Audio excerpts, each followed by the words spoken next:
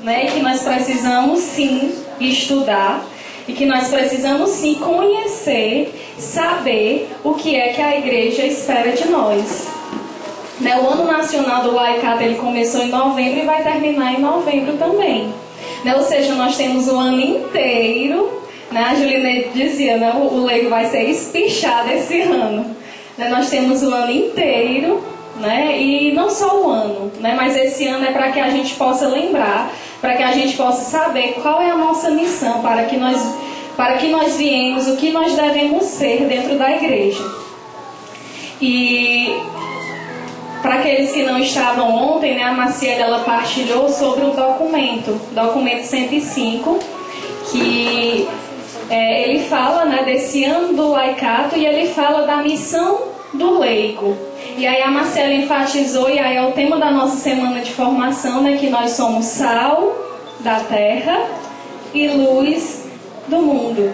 E o segundo capítulo eu vou falar sobre o sujeito eclesial, discípulo missionário e cidadão do mundo. Né, eu estou aqui com o Paulo Filho, que é perito na igreja. Qualquer coisa ele vai me ajudar aqui, né, Paulo Filho? A Lucinha também. São peritos, né, nos dogmas, aí o povo vai saber. Eu li só esse documento aqui e vou falar sobre ele. Mas eles conhecem bem mais do que eu. Mas eu queria começar cantando uma música. Eu que vou cantar. Vou dó de vocês. Eles vão tocar e eu vou cantar, viu, gente? Várias surpresas.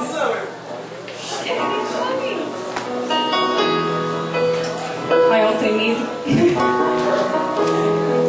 Nós vamos começar, nós vamos fechar os nossos olhos. Eu escolhi essa música porque quando eu rezava, né, por esta pregação, o Senhor colocava essa música e quem foi para a jornada mundial, né, deve passar agora um flashback na cabeça. É a jornada do Rio mesmo, viu, gente?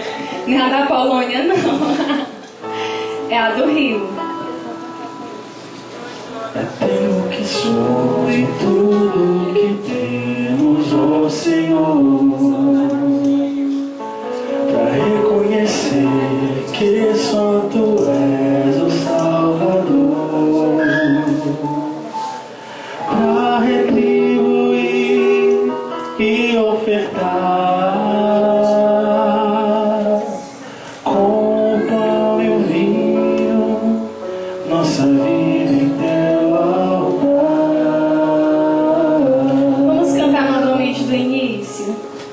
É Teu que temos e tudo que temos, ó Senhor, Para reconhecer que só Tu és o Salvador. que só Tu és o Salvador, Para retribuir e ofertar para retribuir e com o ofertar pão e o vinho nossa vida em Teu altar. com o pão e o vinho nossa vida em Teu altar.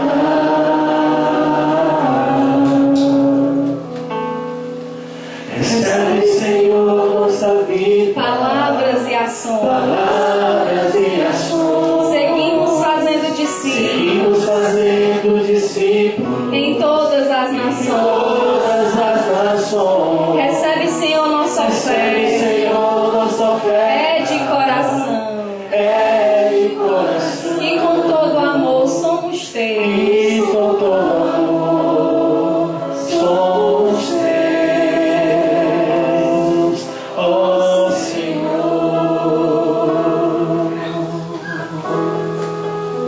Cantemos novamente. Recebe, Senhor. Recebe, Senhor, nossa vida,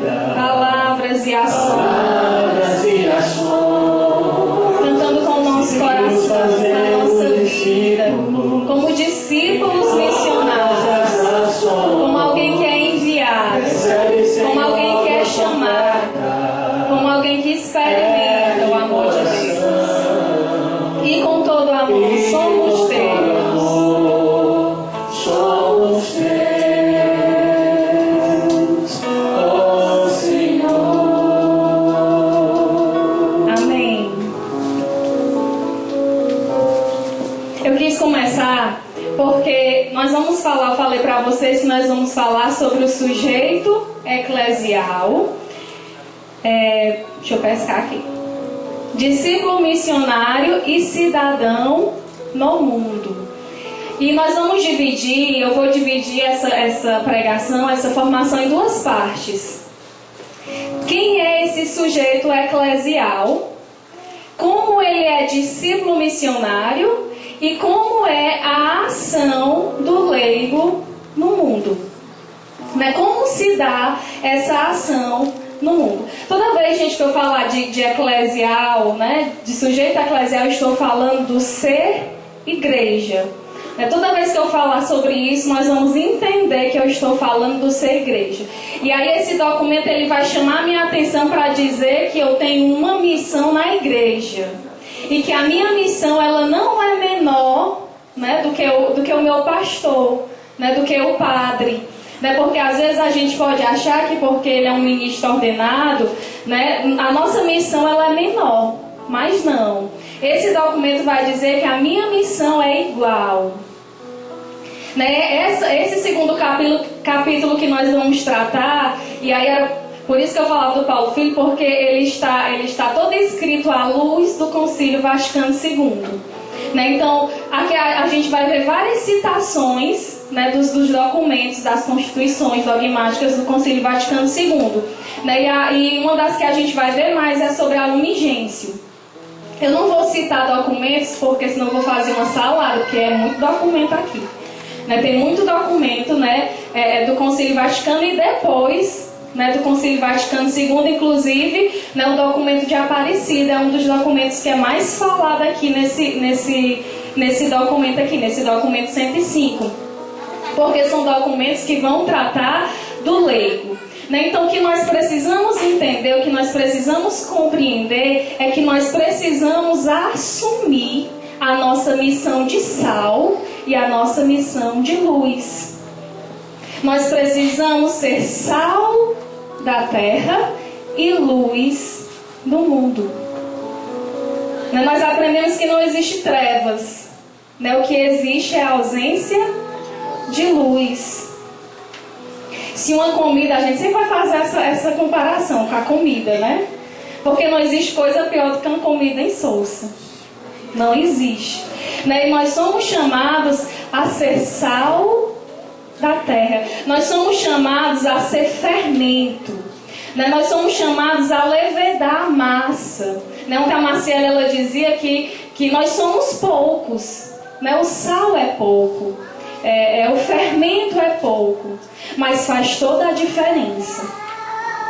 Faz toda a diferença. Se não tiver sal na comida, você vai sentir. Quando não existe o sal, você sente a ausência do sal. Você pode fazer a comida esquecer de qualquer outro tempero. Mas se não tiver o sal, você vai notar a diferença. Né? A diferença, a ausência do sal. Por isso que nós, antes de tudo, nós precisamos assumir a nossa missão de ser sal. Nós precisamos assumir a nossa missão de ser luz. Eu preciso ser luz. Eu preciso ser sal. E aí aqui a missão do leigo, né, aqui na carta dogmática, né, de Lumen Gentium, né, na Constituição Dogmática de Lumen Gentium, vai dizer que a missão do leigo, a vocação do leigo é no mundo secular. Nós estamos inseridos no mundo, né, e nós precisamos evangelizar o mundo. E aí eu separei uma coisa aqui para ler para vocês que eu achei super interessante. Deixa eu procurar aqui. O caráter secular caracteriza os leigos.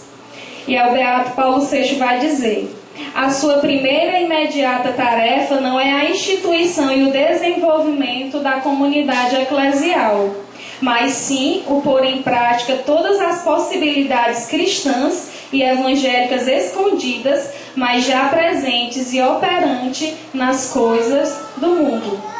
Então a missão de evangelização, a missão de ser luz, a missão de ser sal, sim, dentro da igreja, porque nós não podemos sair dela, mas é uma missão que é para além da igreja, que é para além dos muros da igreja, que é para a humanidade. E aí tem outra parte aqui que eu acho belíssima, que ele diz assim, que nós somos o perfume de Cristo. Quando eu vivo santamente, né, quando eu sou luz de fato, quando eu sou sal de fato, eu consagro o mundo a Deus. O mundo ele se torna participante de Deus também, de Cristo. Eu entrego o mundo para Cristo. Eu consagro este mundo a Cristo. Então eu preciso ser fermento. Então eu preciso ser sal. E aí ele diz assim, ó: os cristãos leigos e leigas que vivem sua fé no cotidiano, nos trabalhos de cada dia, nas tarefas mais humildes e no voluntariado, cuja vida está escondida em Deus, são o perfume de Cristo, o fermento do reino e a glória do Evangelho. Eles se santificam nos altares do seu trabalho, a vassoura, o martelo, o volante, o bisturi, a enxada, o fogão, o computador, o trator, constroem oficinas de trabalho e oficinas de oração. Então, o altar de santificação do leigo, né, aqui não estou relativizando, né, não estou dizendo que nós não devemos ir para o altar, né, porque todo altar, quando a gente pensa em altar, a gente pensa em sacrifício, né, o altar de santificação do leigo é lá no seu trabalho. O altar de santificação do leigo é lá na sua família. O altar de santificação do leigo é com o meu objeto de trabalho, o meu livro de professor, o meu aparelho, meu tênis de fisioterapeuta. Eu preciso ser santa sendo um bom profissional. Eu sou sal, eu sou luz sendo um bom profissional. E aí nós precisamos mostrar o rosto de Cristo para a humanidade. Nós precisamos mostrar que a igreja ela está viva. Nós precisamos ser essa coisa que faz a diferença. As pessoas elas têm se esquecido de Cristo. E nós precisamos lembrar que Cristo existe. Sabe, no capítulo anterior ele fala do secularismo e do mundo secular. O cristão leigo é chamado a estar no mundo secular, e aqui eles vão falar cuidar das coisas temporais, mas não confundir com o secularismo. O mundo secular é eu entender que todas as coisas, né, todos os avanços tecnológicos, seja lá o que for que o mundo tem inventado hoje, né, são para o bem da humanidade, são necessários. E o secularismo é esse que quer tirar Deus das nossas vidas. Gente, eu fiz uma faculdade, graças a Deus estou terminando, e eu estou terminando uma faculdade, só falta eu colar grau, gente, só falta ela me liberar. E era sociologia, ciências sociais, e vocês não sabem como é o Centro das Humanas. Quem é que tem faculdade aqui? Quem é que fez faculdade que é das humanas? Humanas. Quem foi que já foi lá no Centro das Humanas da UVA? O negócio lá é pesado. Parece que o povo tem raiva de Deus.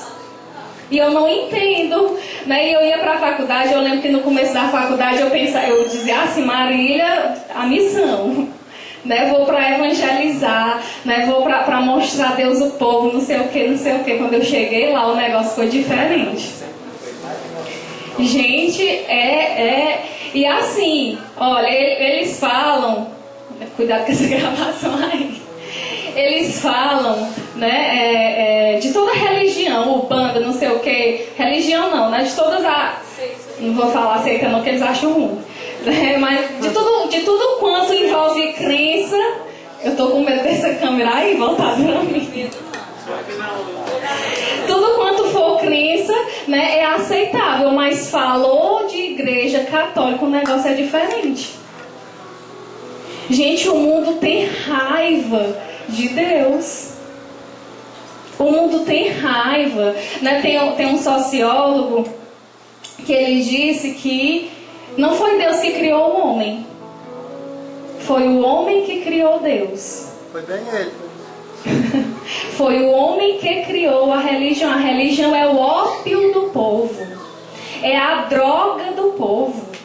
e torna o povo alienado. E aliena o povo.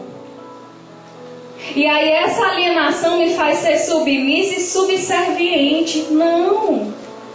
Aqui nesse documento vai dizer que quando eu não sou cristão, quando eu não sou luz, quando eu não sou sal, eu sou um cristão alienado. E aí aqui ganha outra dimensão, alienação. Tem nada a ver com a alienação do Marx.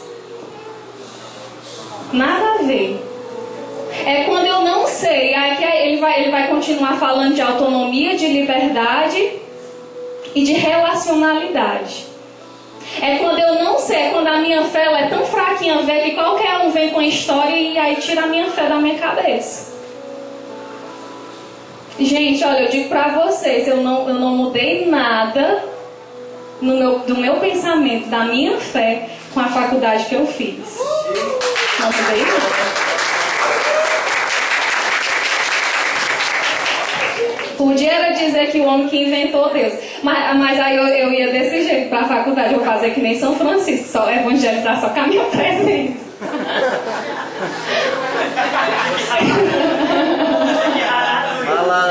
Gente, olha, eu tô falando isso para vocês porque às vezes eu chegava em casa frustrada. Eu dizia para mim, que qualidade de cristã é essa que não tem coragem de abrir a boca? Que não tem coragem de dizer que eles estão falando é tudo mentira. Que não tem coragem de dizer que eles estão enganados, porque vai tirar um 0. Que cristão é esse? Que cristão é esse que diz amém para toda ideologia de gênero que aparece? Vocês sabem que agora todos, no lugar do O, do A é um X, né? Porque ninguém sabe o que é. Que cristão é esse que não sabe abrir a boca e falar da sua fé? Que tem medo de ser sal, que tem medo de ser luz. Nós não podemos ter medo de ser sal. A luz, ela rasga a treva onde quer que ela chega. As trevas, elas não resistem à luz. Elas não conseguem resistir à luz. A luz, ela precisa chegar. E a luz, ela vai incomodar.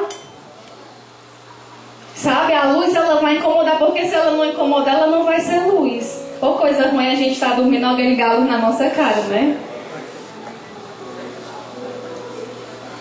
Mas deixa eu falar do documento. Como eu falei para vocês, esse documento é todo à luz do Concílio Vaticano II. E aí ele inicia dizendo o seguinte: primeiro, para nós entendermos e aprendermos o papel de leigo, falei para vocês que a nossa missão de evangelização, o nosso altar é a nossa família, a nossa casa. Entendam altar, não estou falando que substitui o altar eucarístico. Eu estou dizendo que é lá que nós nos santificamos.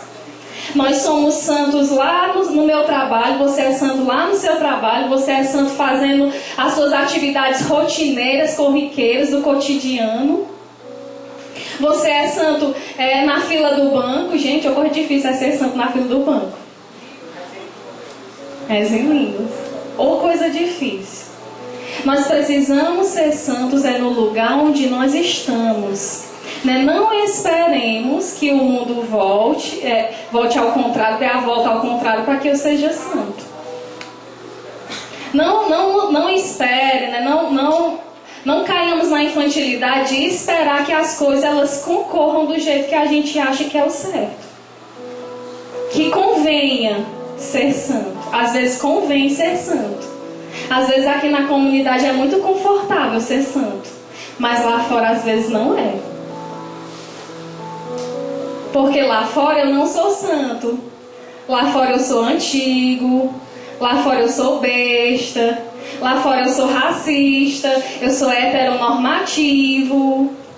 Lá fora eu sou tudo isso. Lá fora eu posso ir até para a cadeia se eu abrir minha boca e falar que não é certo. Mas é nesses lugares que a luz precisa chegar. Onde já tem luz, não precisa mais de luz. A luz precisa ir nas trevas. É nas trevas.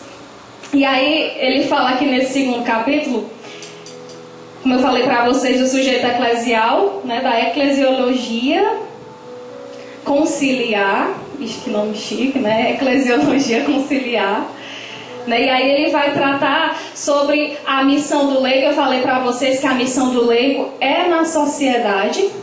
O leigo, a partir do leigo, a sociedade ela é transformada, né? Nós podemos chegar, né? E aí a gente olha para a comunidade de vida e a comunidade de aliança, né? A comunidade de aliança ela chega onde nós não conseguimos ir, a comunidade de vida.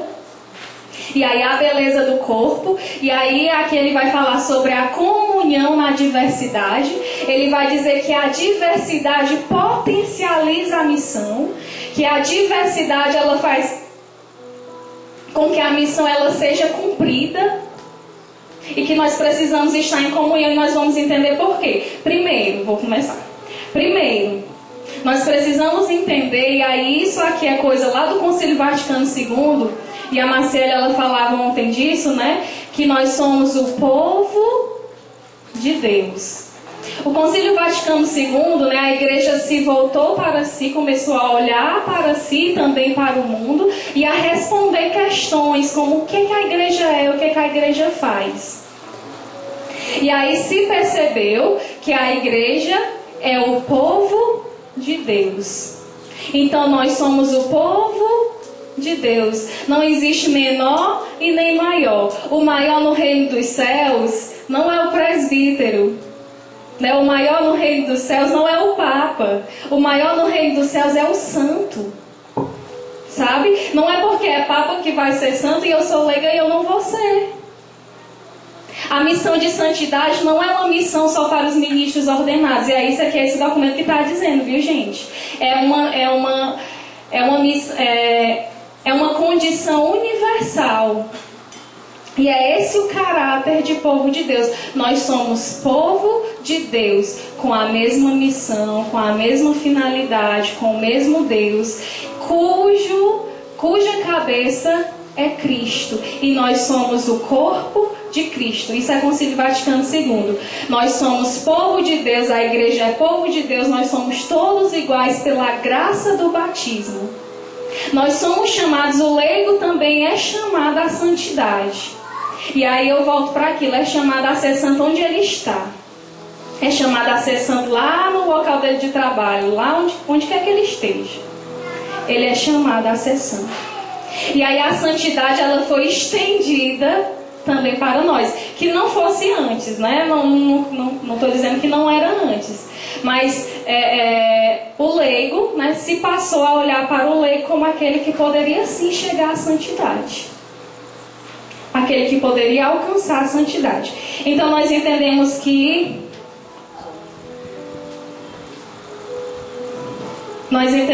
a igreja é povo de Deus. Nós entendemos que Cristo é a cabeça, que nós somos o corpo. Então se Cristo é a cabeça e nós somos o corpo, nós precisamos ser corpo de Cristo para a humanidade. Eu preciso ser as mãos de Cristo para a humanidade. Eu preciso ser os olhos de Cristo para a humanidade. Eu preciso ser a boca de Cristo para a humanidade. Eu preciso ser outro Cristo para a humanidade. Missãozinha boa. Eu preciso ser outro Cristo. Né? Como corpo, se eu sou o olho, então eu preciso ser olho de Cristo para a humanidade. Eu preciso resplandecer Jesus Cristo à humanidade. E a missão, eu não sei quem foi que disse isso, mas tem um documento aqui. E a missão do leigo, fazer crível a nossa fé. Eu acredito em Jesus Cristo, então é minha missão que aqueles que estão na minha casa também acreditem em Jesus Cristo. E eu pergunto para vocês, né? Quem é casado, né? Sua mãe, seu pai acreditam em Jesus Cristo porque você acredita? Lá no seu ambiente de trabalho, as pessoas acreditam em Jesus Cristo porque você acredita? É missão nossa tornar Jesus Cristo conhecido e acreditado pela humanidade. As pessoas elas precisam olhar para nós e ver a presença de Jesus Cristo. E querer Jesus Cristo.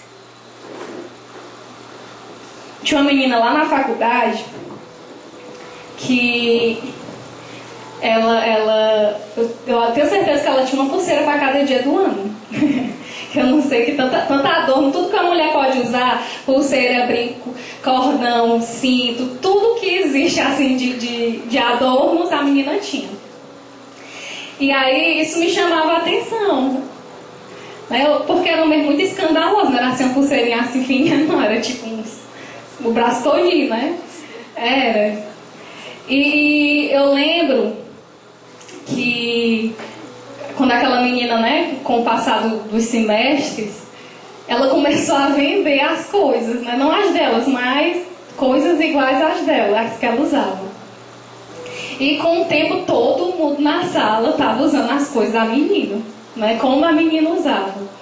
E eu ficava olhando e eu dizia assim: Senhor, me ensine a evangelizar do jeito que essa menina sabe vender pulseira. Me ensine a te mostrar para a humanidade do jeito que essa menina, porque essa menina já contaminou a sala todinha. Já o CCH todinho está usando a pulseira. E eu pensava, quantas pessoas já aderiram Jesus Cristo porque eu aderi Jesus Cristo. Porque às vezes é preciso vestir a camisa. Né? Lá na faculdade, tudo lá é militante. Não sei o que lá é militante do feminismo, militante não sei de onde, militante não sei de quê. E eu dizia, né, eu sou militante também. Eu estou militando uma causa. E a minha causa é Jesus Cristo. A minha causa é a igreja.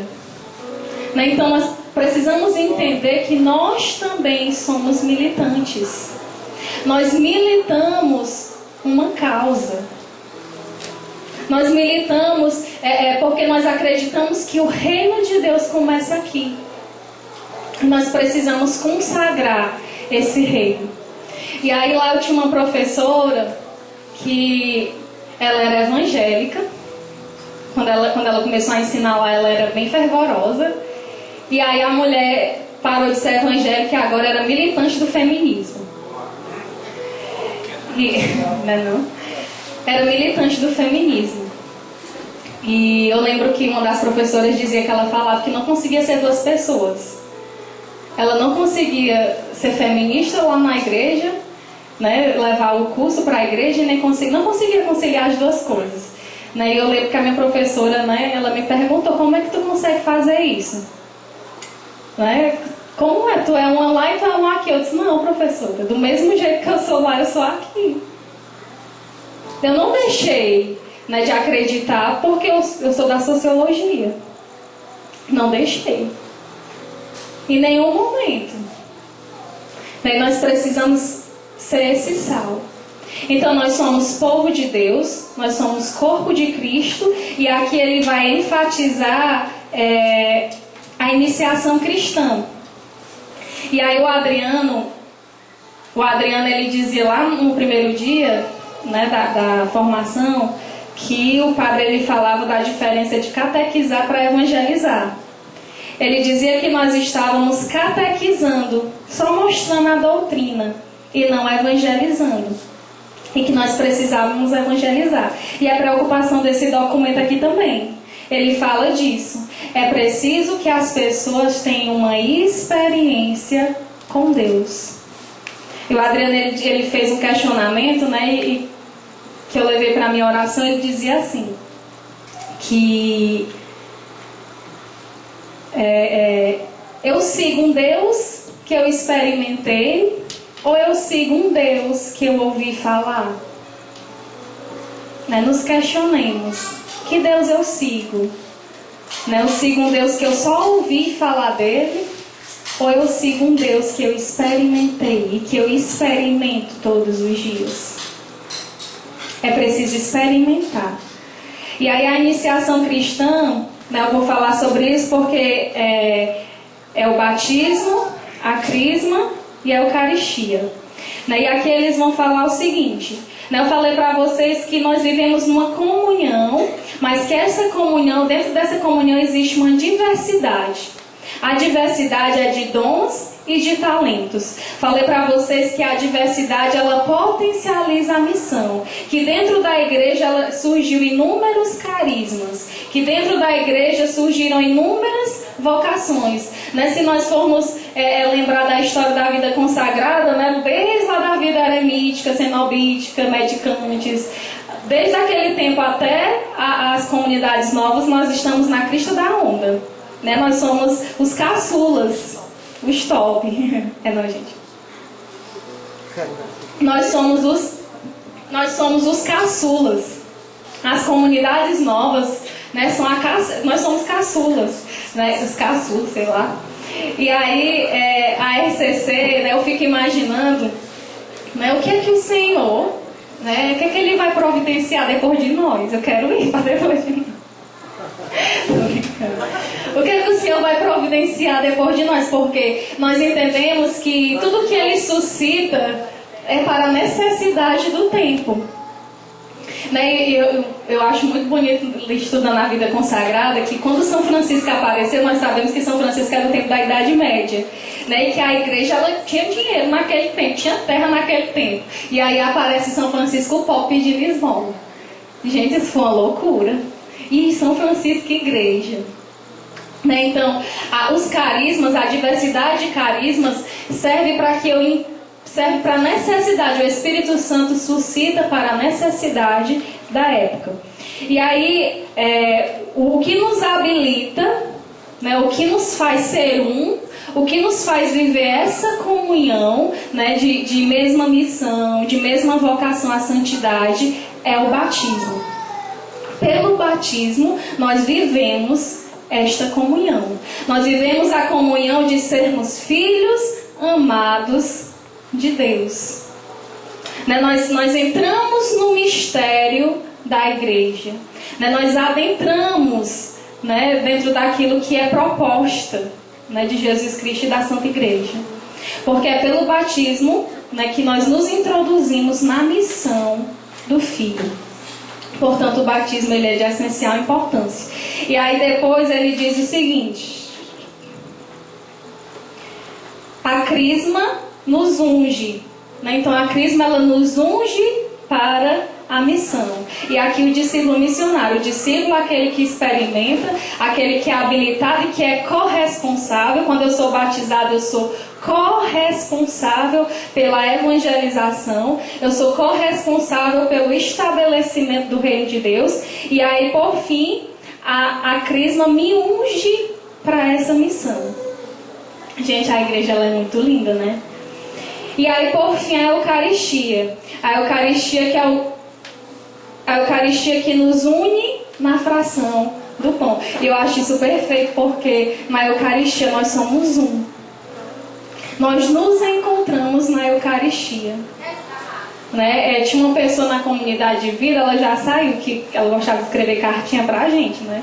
Aí ela colocava assim no final: nos vemos na Eucaristia. Nós na Eucaristia nós nos encontramos. Nós nos encontramos na Eucaristia. Na Eucaristia, na fração do pão, nós somos um. Portanto, nós precisamos entender essa unidade na diversidade, que não é uniformização. Que não quer dizer que todo mundo vai fazer a mesma coisa. Quer dizer comunhão, quer dizer que todos temos a mesma missão, mas que nós desempenhamos essa missão de maneira diferente. Daí está a comunhão, de termos a mesma missão, e o desempenho dessa missão se dá por maneiras diferentes. Já imaginaram se todo mundo tivesse o carisma de louvar e adorar o amor que não é amado? Se só existisse esse, né? Muitas pessoas talvez não se encontrariam. Né? Uma vez eu lembro de uma pessoa que era de um grupo de oração, e ela nunca foi fiel, aparentemente, não sei das orações dela, né? E aí ela entrou em outra movimento, aí outra associação, e a pessoa se transformou. E aí eu partilhando com a pessoa, eu disse assim: olha como é que pode, hein? Mas não soubemos fazer a coisa, foi? E aí a pessoa disse assim, foi muito sábia, né? A pessoa disse assim: não, é porque ela se identificou lá. Porque talvez a vocação dela é lá. Né? E é lá que ela vai dar frutos. Né? Portanto, não existe carisma menor e nem maior. Todos estão a serviço do reino de Deus. Aqui no documento ele vai dizer que o carisma se traduz em serviço. O carisma precisa se traduzir em serviço. E aí aqui eu lembrava da visita do bispo. Né? Quando o bispo ele veio ver os nossos estatutos, uma das coisas que ele pediu lá na parte que fala da nossa missão, né, da nossa vida missionária, ele pediu para a gente colocar coisas concretas. E a Lucinha ela colocou lá algumas coisas, algumas atividades pastorais dentro da comunidade, etc. Né? E a gente pode até achar assim, mas isso é tão variável, né? Isso varia de missão, isso pode mudar. Né? Mas daí a necessidade de se transformar, nem digo transformar não, de se traduzir o carisma em serviço. O carisma ele precisa se traduzir em serviço. Então já falei para vocês sobre o corpo, sobre o povo de Deus, o chamado à santidade, que isso também é legado do Concílio Vaticano II, né? O chamado à santidade, né? Em especial dessa carta, né? dessa Constituição Dogmática, que é a Lumen Gentium, Luz dos Povos. Né? Todos nós somos chamados à santidade. E aqui ele fala uma coisa muito bela, ele diz que o horizonte de todo caminho pastoral é a santidade. Todas as nossas atividades, tudo que nós fizermos é visando a santidade. E ele fala outra coisa aqui muito bela, que ele diz o seguinte, que a santidade de vida torna a igreja atraente e convincente, pois os santos movem e abalam o mundo. Ou seja, o que torna a igreja convincente e atraente é a santidade de vida. É a nossa santidade. O que vai atrair as pessoas é a nossa santidade. O que vai fazer com que as pessoas sintam necessidade de estar na igreja é a nossa santidade. Uma vez eu vi um texto do Carlos Drummond de Andrade, que eu me impressiono com as coisas, viu, gente? Eu sou bem paranoica.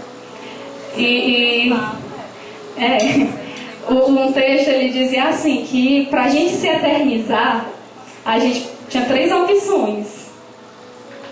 Uma era escrever um livro, a outra era plantar uma árvore e a outra era ter um filho. Aí eu fiquei pensando, o que é que eu vou fazer para me eternizar, né? Plantei a árvore. Um livro dá muito trabalho escrever, né? E corta. Um filho também é uma coisa que está muito distante. Acho que eu vou plantar uma árvore. E aí um dia o Pedro chegou estava na faculdade, o Pedro chegou com um pé de tamarina. Aí o Pedro me dá essa planta. Aí o Pedro, não, eu vou plantar lá em casa. A tua mãe não vai deixar, tu vai ver. No outro dia ele me deu o pé de tamarina. Tá lá. Quando eu morrer foi eu que plantei, viu? Vai estar lá bem grandão, vai ser a árvore do local, porque tamarindo cresce muito. Eu tinha que escolher uma planta bem top. E azeda, né, Maria? Azeda? E azeda? Grande, menino. Frondosa. Não, mas eu estou dizendo isso, né, porque a gente sempre pensa nisso, né? Eu não vou inventar o avião porque já inventaram. Nem a luz porque já inventaram, né? Então vamos pensar numa coisa que nos eternize.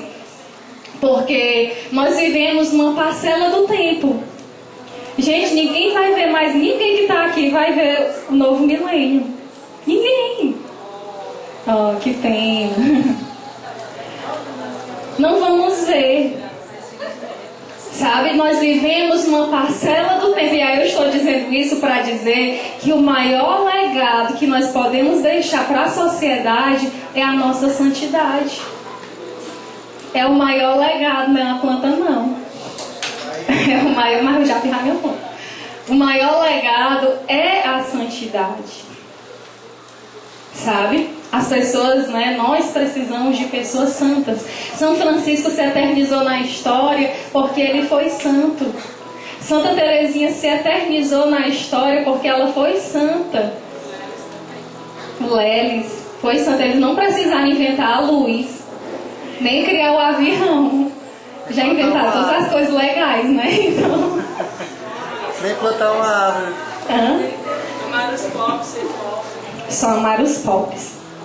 Mas é isso, gente. Nós somos chamados à santidade e o horizonte de toda evangelização, toda atividade pastoral, de tudo que nós formos fazer é a santidade. lutemos pela santidade. Né? Ou mulher difícil, né? De conquistar. Mas nós precisamos lutar pela santidade. E isso é entender e assumir a minha missão de ser sal e de ser luz. A igreja nos chama de sal, né? A igreja nos chama de luz. Somos chamados a ser sal e luz. Estou terminando, viu, gente? É porque o documento é grande. Falta só aqui uma folha.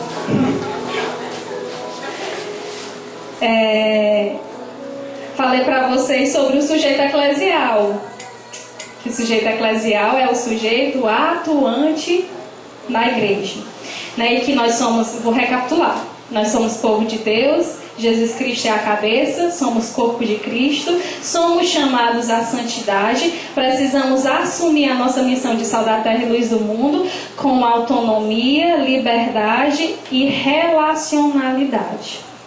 E a isso nós vamos entender. Livre por quê? Porque livre à medida que toma consciência da nova criatura que é. Eu sou livre porque Deus ele não toca na minha liberdade, né? Ninguém é capaz de tocar na minha liberdade, só se eu der ela de mão beijada, né? Mas ninguém é capaz de tocar na minha liberdade. Então é um ato livre. E eu reconheço que eu sou uma nova criatura. Autonomia, porque eu sou capaz de decidir por mim mesmo. Não é ninguém que me manda fazer, não. É eu que faço porque eu sou livre. Sabe?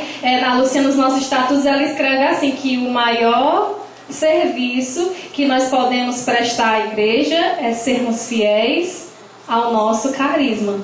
Né? E aí a gente vê a Lucinha, né, uma mulher apaixonada pela igreja. Assim, a Lucinha ela é uma pessoa que nós podemos olhar e se espelhar. Porque ela é uma mulher apaixonada pela igreja. Né? Às vezes lá em casa, a gente brincava assim, olha, se o padre disser que a missa é 12 horas, eu vou rezar para a Luciana não ouvir. Porque senão nós vamos. Ela bota a gente para ir. Né? Reze, para nossa, que eu tapar os ouvidos dela para ela não ouvir.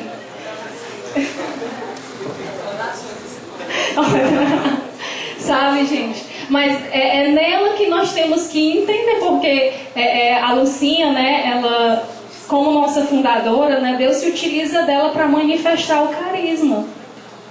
Né, e como ela, nós também precisamos ser apaixonados pela igreja. Né, tem uma parte também desse documento que ele vai dizer que só lidera quem ama. Né, quem ama, lidera. Né, se eu amo a igreja, eu sou capaz de me tornar um líder.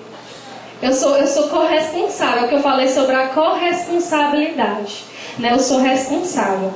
E aí a relacionalidade é quando eu me abro para o outro. Né? Ninguém chega ao céu sozinho.